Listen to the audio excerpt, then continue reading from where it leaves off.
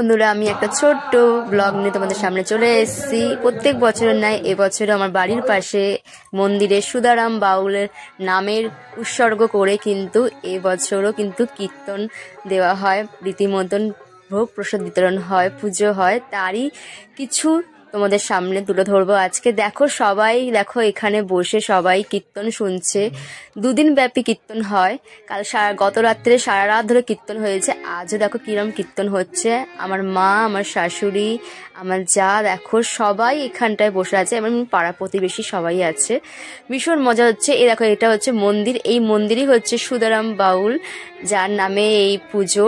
তাকে কিন্তু রীতিমতন এই যে দেখো এখানে মন্দিরে কিন্তু ওনার মূর্তি আছে।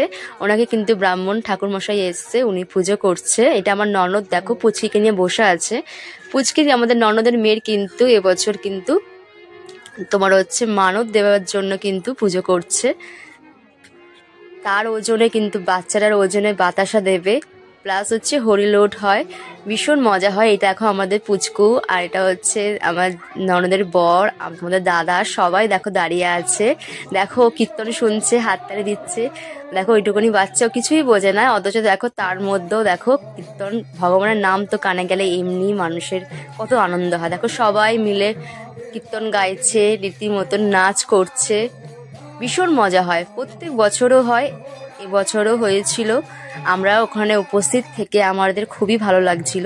তারপরে দেখো ভোগ প্রসাদ বিতরণ হবে বলে এতগুলো গামলা খিচুড়ি রেডি করা হয়েছে। খিচুড়ি তরকারি সব দেখো 3-4 কড়া মিলে খিচুড়ি দাদাগুলো রান্না করেছে।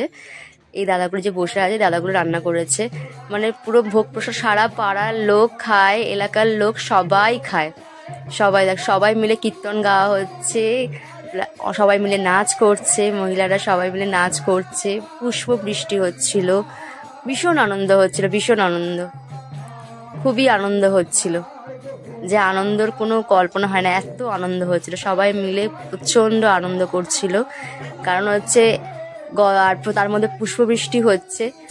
দুদিন ব্যাপী কীর্তন হয়। গত রাত্রিবেলাও সারা রাত ধরে কীর্তন হয়েছে। আজই হচ্ছে অনুষ্ঠান শেষ হবে, তাই জন্য কীর্তন হচ্ছে। ভীষণ আনন্দ। ভোগারতি হচ্ছে, এরপরে পুজো, ভোগারতির পরে কিন্তু হরিলুট হবে। হরিলুটের পর কিন্তু আমাদের ভোগ প্রসাদ বিতরণ হবে, হয়ে তেমনি অনুষ্ঠানের সমাপ্তি ঘোষণা হবে। যাই হোক বন্ধুরা, দেখো সবাই কিন্তু কীর্তন শুনছে, আনন্দ করছে। এটাই তো ভগবানের নামে যদি 1-2 দিন যদি আনন্দ করা যায়। দেখো এই দেখো হরিলোট করা হচ্ছে। আমাদের ননদের বর, আমার নন্দাই দেখো রীতিমতন হরিলোট করছে। যে যেরকম পারে, তাদের মনস্কামনা পূর্ণ হলে কিন্তু সেই মনস্কামনা অনুযায়ী কিন্তু হরিলোট করে। লজেন্স, বাতাসা, যে যেরকম পারে। আমাদের ননদের মেয়েরও এরকম মানত ছিল, তার ওজনে কিন্তু বাতাসা বিতরণ করছে। দেখো ভীষণ আনন্দ হচ্ছে, ভীষণ। আমার শাশুড়ি, আমার নন্দাই, দেওর, আমার বর দেখো, ইভেন সবাই দেখো হরিলোট করছে। আমার ননদের শাশুড়ি সবাই হরিলোট করার পরে দেখো ভোগ প্রসাদ নেওয়ার জন্য রীতিমতন সবাইকে বসিয়ে দিয়েছে। খিচুড়ি, তরকারি, মিষ্টি, চাটনি, পায়েস এইসব